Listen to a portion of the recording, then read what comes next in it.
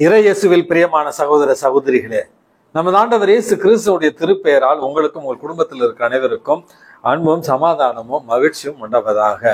அன்புமிக்கவர்களே, மே மாதம் 13ஆம் தேதி தாயாம் திரு அவை புனித ஃபாத்திமா அன்னையினுடைய நினைவு நாளைத்தான் கொண்டாடுகிறது. அன்புமிக்கவர்களே, 1916வது ஆண்டு உலகப் போர் தொடங்கியது என்று நம்ம எல்லாத்துக்குமே தெரியும். இந்த உலகப் போரானது உலகையே இரண்டாக பிரித்தது என்று கூட சொல்லலாம். ஜெர்மனி மற்றும் ரஷ்யா, ஒட்டமான் பேரரசு மற்றும் ஆஸ்திரியா நாடுகள் ஒரு பகுதியாகவும், இங்கிலாந்து, பிரான்ஸ், அமெரிக்கா இன்னொரு அணியாகவும் ஒன்று சேர்ந்து மிகப்பெரிய ஒரு உலகப் போரை தொடங்கின.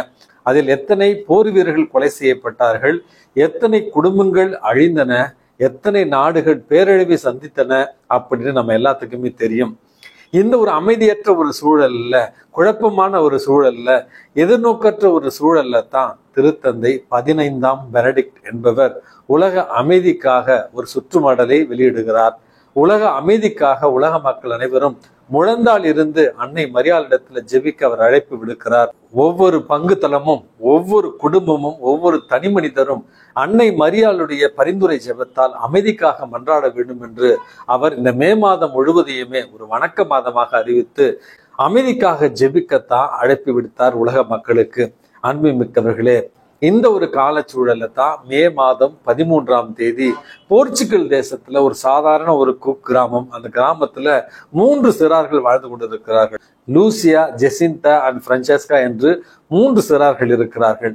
இந்த 3 சிறார்களுக்கும் வானதூதர் ஒருவர் காட்சியில தோன்றி உலக அமைதிக்காக அவர்களை ஜெபிக்க முதலில் அழைப்பு விடுக்கிறார். அந்த வானதூதர் சென்ற பிறகு ஒரு வெண்ணிற மேகம் அவர்கள் இருந்த அந்த இடத்துல இறங்குகிறது. அந்த வெண்ணிற மேகத்துல பெண்மணி ஒருவர் தோன்றி அவர்களிடத்துல சொல்லுகிறார், இந்த மாதத்திலிருந்து அக்டோபர் மாதம் வரை ஒவ்வொரு மாதமும் 13ஆம் தேதி நான் உங்களுக்கு காட்சி தருவேன். கடைசியில அக்டோபர் மாதம் 13ஆம் தேதி நான் எதற்காக வந்தேன், என்ன காரணத்திற்காக வந்தேன், நான் யார் என்பதையும் உங்களுக்கு வெளிப்படுத்துவேன் என்று சொல்லி மறைந்து விடுகிறார். அன்புமிக்கவர்களே, இந்த செய்தியை, இந்த காட்சியை அந்த 3 சிறார்களும் ஊரில் மற்றவர்களோடு பகிர்ந்து கொண்ட பொழுது இவர்களை கேலிக்கும் பரிகாசத்திற்கும் உள்ளாக்குகிறார்கள் அந்த கிராமத்து மக்கள். அன்னை மரியாள் அறிவித்தது போலவே ஜூலை மாதம் 13ஆம் தேதி மறுபடியும் அவர்களுக்கு அன்னை மரியாள் காட்சி தருகிறார். இந்த நேரத்துல நரகத்தினுடைய அந்த கோர காட்சியை அவர்களுக்கு காண்பித்து அன்னை மரியாள், நாம் தினமும் சொல்லுகிறோம் அல்லவா ஜெபமாலையில அந்த இறுதியில ஒரு ஜெபம், ஓ என் இயேசுவே எங்கள் பாவங்களை மன்னியும், நரக நெருப்பிலிருந்து எங்களை காப்பாற்றும், அனைத்து ஆன்மாக்களையும் விண்ணக பாதைக்கு அழைத்து செல்லும், உமது சிறப்பான உதவி யார் யாருக்கு தேவையோ அவர்களுக்கு உதவியருளும் என்கிற ஜெபத்தை அன்னை மரியாளே கற்றுக் கொடுத்ததாக நம்ம இந்த பாத்திமா அன்னையினுடைய புதுமை வரலாற்றிலிருந்து நம்ம வாசிக்கிறோம். அன்னை மரியாள் மறுபடியும் அந்த இடத்துல இருந்து மறைந்து விடுகிறார்.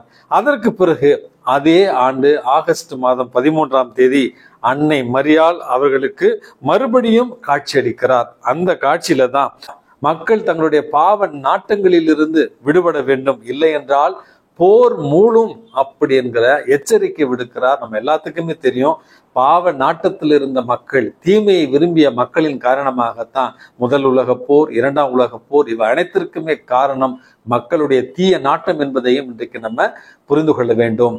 1917வது ஆண்டு அக்டோபர் மாதம் 13ஆம் தேதி ஒரு 80,000 பேர் மக்கள் இந்த சிறார்கள் சொல்லுவது உண்மையா அல்லது பொய்யா என்று காண்பதற்காக காத்திருந்த நேரத்துல தான் அன்னை மரியாள் மறுபடியும் அவர்களுக்கு காட்சியில தோன்றுகிறார். அன்புமிக்கவர்களே, அவர்கள் இருந்த அந்த இடம் முழுவதும் மழை பொழிந்ததாகவும், இந்த 3 சிறார்கள் இருந்த பகுதி மட்டும் வறண்டு மழைக்கான அறிகுறியே இல்லாததாக இருந்ததாகவும் வரலாற்று அறிஞர்கள் நமக்கு சொல்லுகிறார்கள்.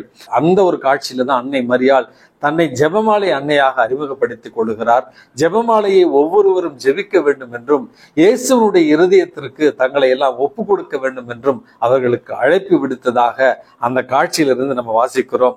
அன்புமிக்கவர்களே, அதே காட்சியில தான் அன்னை மரியாள் பிரான்சிஸ்காவும் ஜெசிந்தாவும் விண்ணகத்திற்கு எடுத்துக்கொள்ளப்படுவார்கள். லூசியா மட்டும் இந்த மண்ணுலகில சாட்சியம் பகர்வதற்காக வாழ்வார்கள் என்று அந்த ஒரு செய்தியும் கொடுத்ததாக புனித பாத்திமா அன்னையினுடைய இந்த காட்சியிலிருந்து நம்ம கற்றுக்கொள்கிறோம். அன்புமிக்கவர்களே, இந்த பாத்திமா அன்னையினுடைய நினைவு நாளை கொண்டாடி கொண்டிருக்கிற நமக்கு இன்றைக்கு நமக்கு கடவுளால் கொடுக்கப்பட்டிருக்கிற திருத்தந்தை 14ஆம் லியோ தன்னுடைய தொடக்க நாளிலிருந்து இன்று வரைக்கும் உலக அமைதிக்காக ஜெபித்து கொண்டும் உலக அமைதிக்காக குரல் கொடுத்து கொண்டும் போர்கள் நிறுத்தப்பட வேண்டும் என்றும் உறக்க அறிவித்துக் கொண்டிருக்கிறார். இந்த ஒரு அருமையான நேரத்துல தான் நமக்கு கொடுக்கப்பட்டிருக்கிற வாசகங்கள் எல்லாமே நமக்கு சொல்லித் தருகிற அழகான பாடம். நம்முடைய நல்ல ஆயன் நமது ஆண்டவர் இயேசு கிறிஸ்து. அவர் நம்மை அறிந்திருக்கிறார். நமக்கான நேரிய வழியில செல்வதற்கான வாயில் அவர்.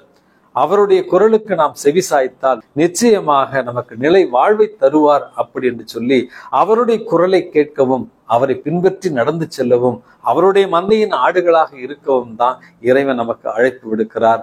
புனித பாத்திமா அன்னையினுடைய நினைவு நாளில அன்னை மரியாளுடைய இந்த அருமையான பரிந்துரை ஜெபமான ஜெபமாலையை ஜெபித்து நமக்கும் நம்முடைய குடும்பத்திற்கும் நம்முடைய இந்த உலகிற்கும் அமைதி நிறைவாக கிடைக்கும் பொருட்டாகவும் இயேசு கொடுக்கிற அந்த நிலை வாழ்வை முழுவதுமாக பெரும் பொருட்டும் இன்றைக்கு புனித பாத்திமா அன்னையினுடைய பரிந்துரையை மன்றாடி ஜெபிப்போம்.